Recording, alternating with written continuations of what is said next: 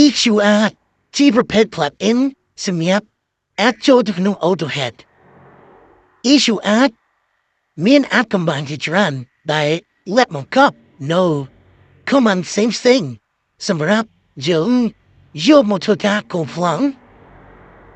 ឲ្យបានលឿនបំផុត YQARCH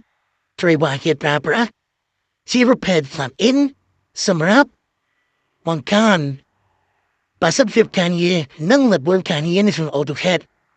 យើងអាចប្រើប្រាស់ plugin YQARCH នេះដើម្បីធ្វើការ hide command មួយចំនួនដើម្បីយកមកគូរក្នុងប្លង់របស់យើងដោយមិនចាំបាច់គូរម្ដងមួយយើងអាច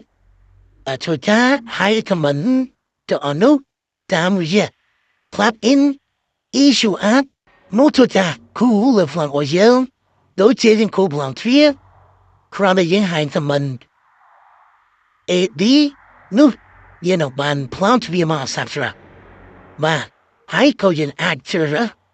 no style no model ទំហំ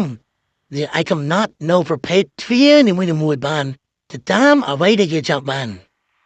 ទីនេះដើម្បីឲ្យការងាររបស់បងប្អូននៅក្នុង AutoCAD កាន់តែមានល្បឿនលឿនបងប្អូនគួរតែចាប់អារម្មណ៍ទៅលើ plugin YQARCH ហើយតម្លៃវានៅក្នុង AutoCAD ម្នាក់មួយចាស់